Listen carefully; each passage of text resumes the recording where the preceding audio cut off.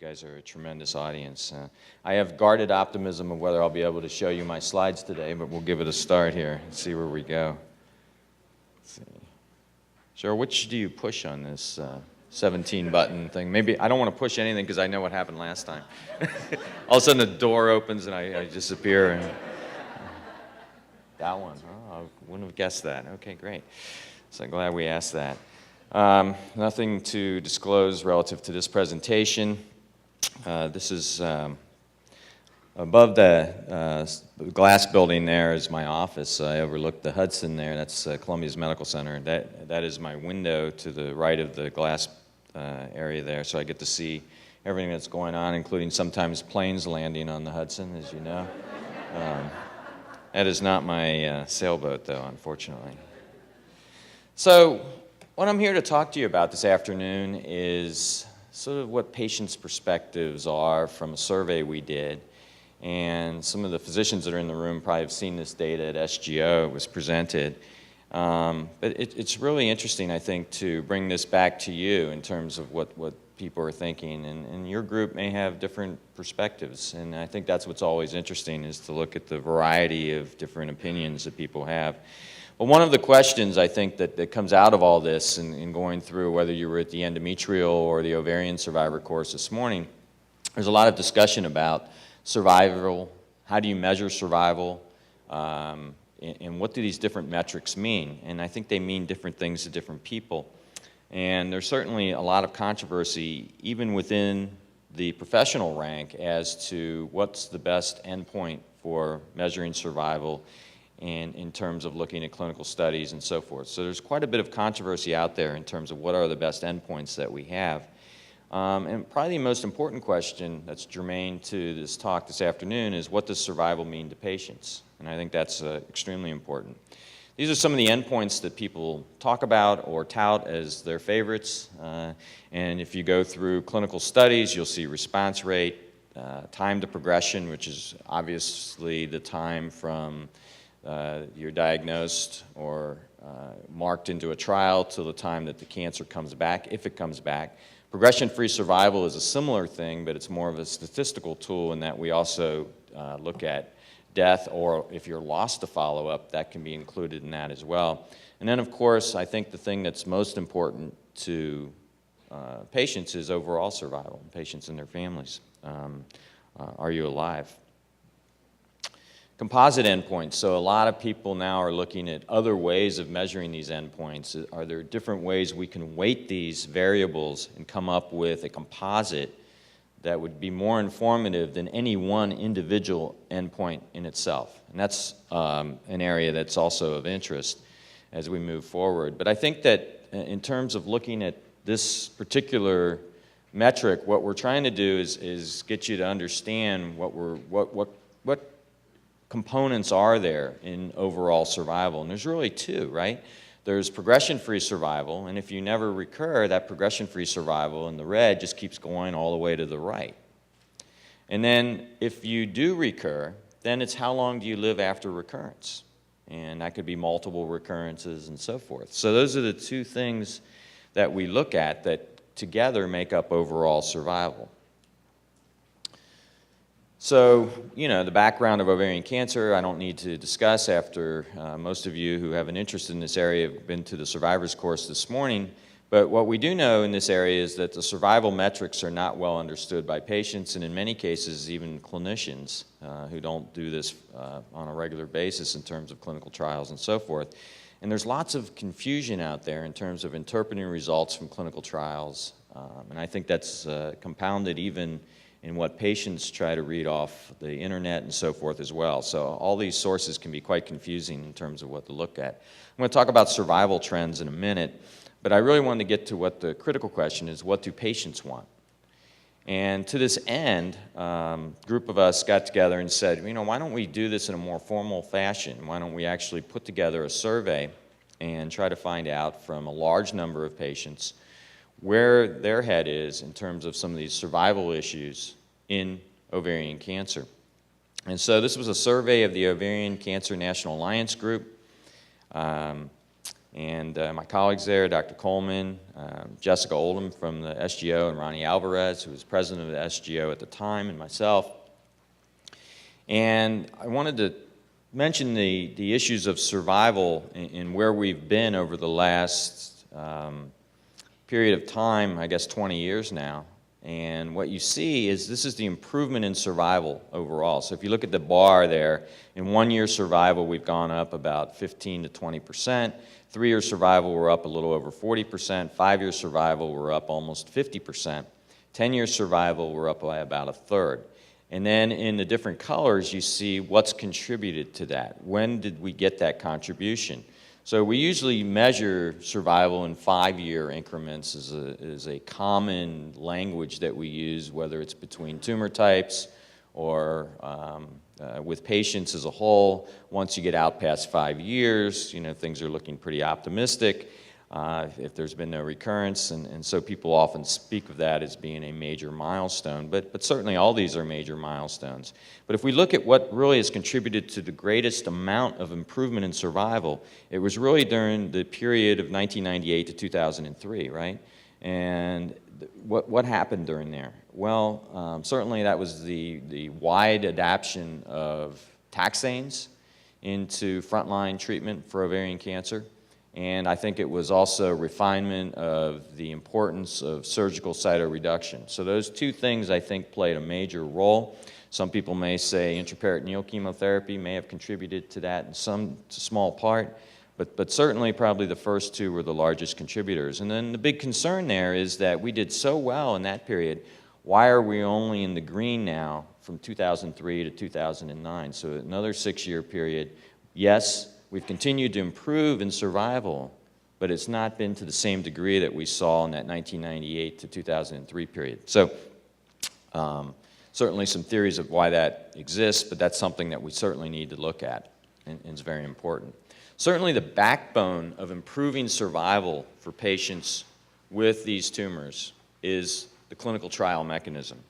And that's what's depicted here are some of the major trials that have contributed to changing the treatment paradigm for women with ovarian cancer. So I think that that's certainly something that has played a major role of improving survival in that we build off the knowledge from previous studies, we incorporate the best as the new standard, and then we look at something that could be better, and then we keep building, building, building. And that's really the way that this has gone in terms of a process over the last 20 to 30 years.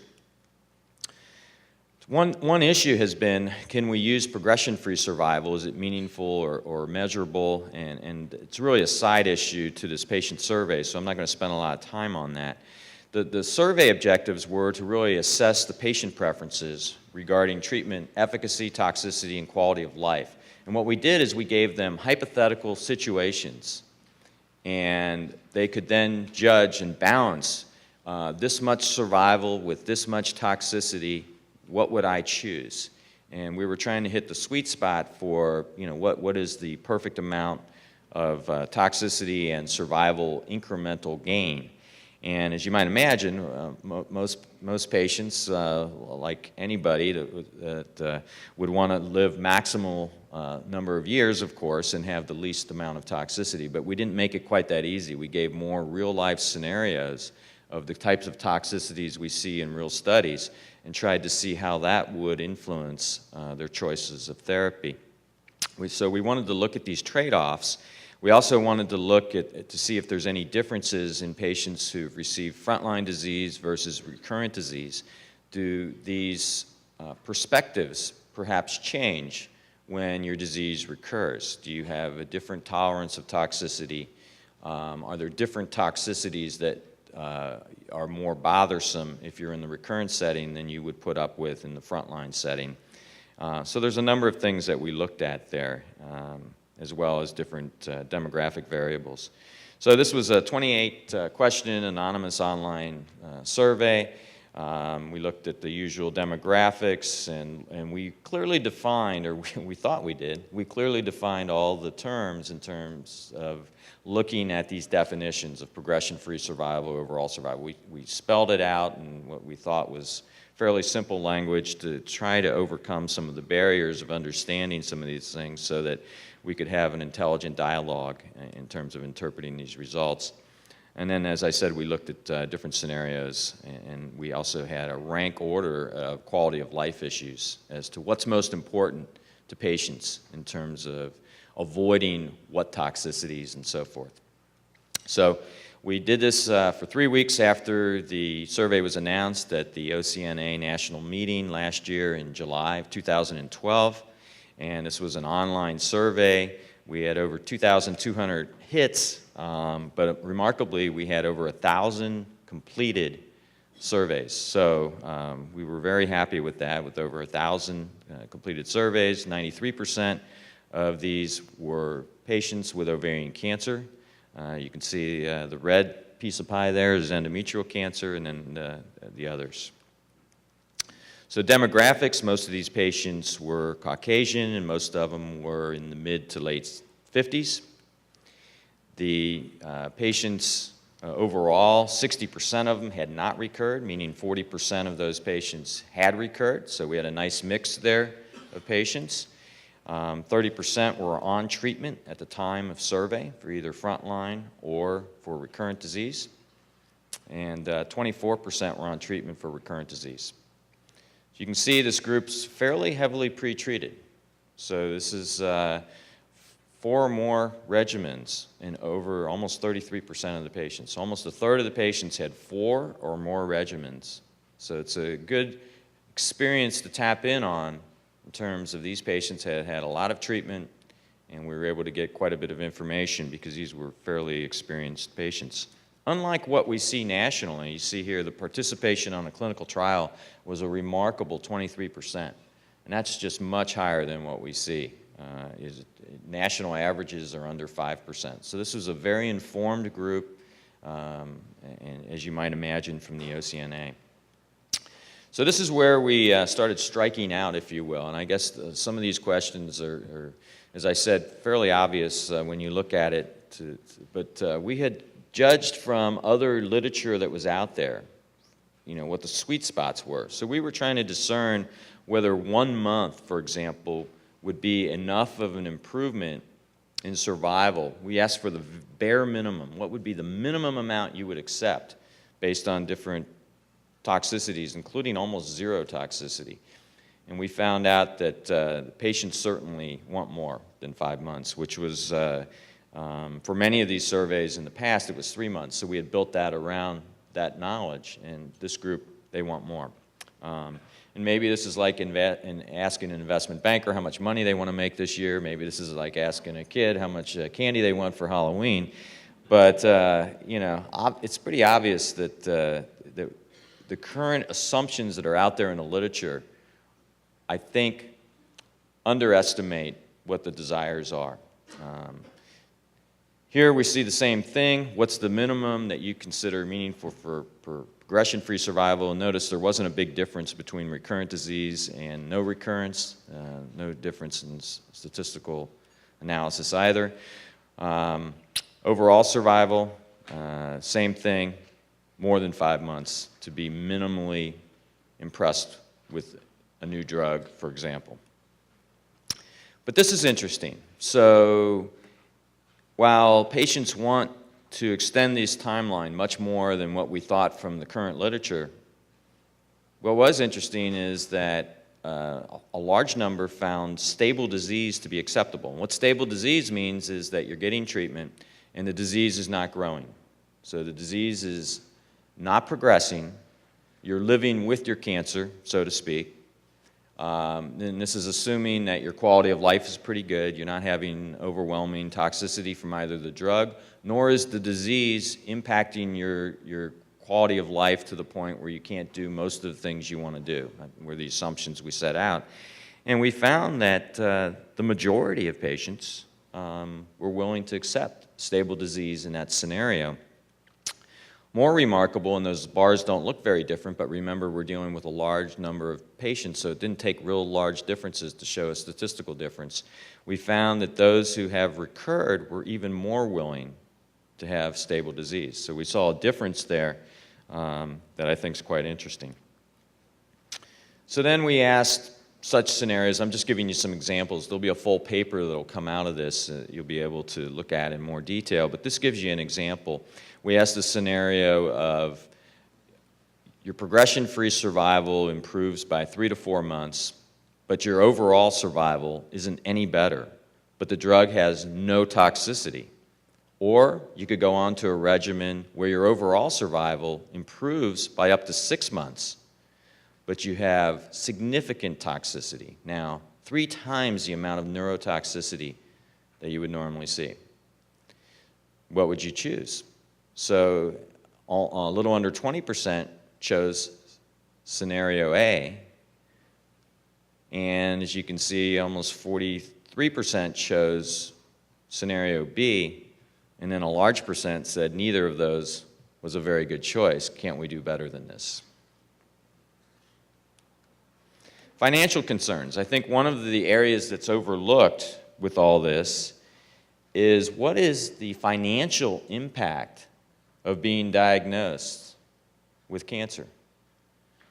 And I think that, once again, we're dealing with a fairly select group because some of the literature that's more widespread in terms of the general population shows an even greater impact than what we see here. So bankruptcy rates here were, roughly 5% or so, but some of the studies are showing that to be nearly double, where 10% or more of patients and families are going bankrupt to try to take care of some of the issues involved with cancer. Here we saw that the majority had either no or minimal financial disruption, and we did define significant and major because you may wonder what's the difference between those two. But the point is that I think, once again, this group was a bit of a select group of people who probably were not as impacted as much as what you would see nationally normally. So what's an unacceptable toxicity?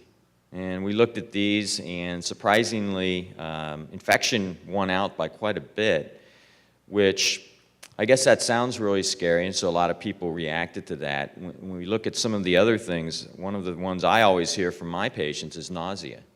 Because when you're really nauseated, you really can't do a whole lot of anything or enjoy anything. And so that's often a big issue. Memory loss is a big issue, and the talk that you just heard by Rusty certainly points to some of the issues that surround that issue. And I think that looking at some of these other things, you can make a case for all these things being quite disruptive of your normal lifestyle. And one of the things that was very clear as well is anything that you had to go to the hospital for. And I think infection fell into that category likely. But hospitalization for treatment, hospitalization for any toxicity was really not an acceptable outcome. Recurrence, not a whole lot of difference here, but there were some differences, and I'll show you the side-by-side right here. So if you look at blues in frontline, and in the red is the recurrence setting, the one thing that was interesting is that the frontline, we gave the scenario where cure was a strong possibility. And in recurrence, it would be more of control of disease and extending survival for as long as possible. But cure in that case was more elusive, and we gave them the scenario of no cure. And you see a big difference there in pain, for example. So the patients were willing to put up with a lot more pain if cure was a possibility. And we've seen that from other literature as well. And that was true of fatigue. It was true of a lot of these issues. So your tolerance of toxicity is a function of what is at the end of that rainbow. If it's the decent chance for cure, you're willing to put up with a lot more with a therapy than it's just, look, we want to keep you alive for as long as possible. At that point, the impact of the drugs on the quality of life become much more important. And I think that that's something that we need to consider as clinicians when we look at the drug profiles in terms of the toxicity and where we sequence these drugs in the treatment scheme for patients with cancer. What's most important? Not surprisingly, cure. Cure. but also live longer, but no cure. Patients want to live, they want to live longer, and they want to live better, feel healthier, and you can see where it breaks down there. So, quality of life, what's most important? So we ask these in very different ways, but feeling well, wellness. You want to be able to go out and do things that you've normally been able to do and feel well doing them. You don't want to be so tired that you can barely get through the activity. You don't want to be nauseated. You don't want to have pain. So what are the next steps? This is I look at this as a foray, as a beginning, if you will, into what we need to do. We need to survey, all the survivor groups, I think, moving forward. I think, these are excellent opportunities to do the same, and I think we need to get more data, and we need to fine-tune our question asking so that we can find the sweet spot. And I think that will help inform drug development as to how we set up clinical trials, because the patient's voice needs to be put into this equation as well. And I think that that's really been missing up till now, and this is a small start, if you will. But we need to do a better job finding out what the patient's voice is and what you have to say about this, because it is important. So there's a white paper coming out looking at clinical trial endpoints that raises a lot of these issues. There will be a paper associated with the survey, and then we need to continue to validate these opinions and these endpoints as we move forward. I'd like to thank the people who partake in the survey, and these patients, to give up their time was very meaningful and very helpful for all of us. I'd like to thank my co-investigators and the OCNA and SGO staffs who helped put all this together. So I think that it's very clear that our patients have some very strong opinions, and that this needs to be part of the equation, as I said. I think that the preferences clearly are for improved therapies, even at the cost of toxicity. So, as I said, if we can come up with drugs that are going to cure more women, from this particular survey at least, people would be willing to put up with those toxicities, especially if they're short-lived, if they can have a higher chance for cure. And doesn't mean we're going to try to design drugs that cause more toxicity. We're just the opposite. We're going to try to design drugs that improve survival, and then we have to put up with what toxicity they have. But it's important to know what you folks think about that. And that patients are unwilling to accept the same levels of toxicity and impairment in daily routine when in the recurrence setting, I think, is an important concept that's brought home very clearly with this particular survey, and that we clearly need more research in this area. So with this, I'd like to thank you so much. Thanks for having me this afternoon. I'm selling ties out front. I don't have any T-shirts, but I'm not in a rock and roll band. I can barely play the stereo, so. But, thanks for having me, Sharon.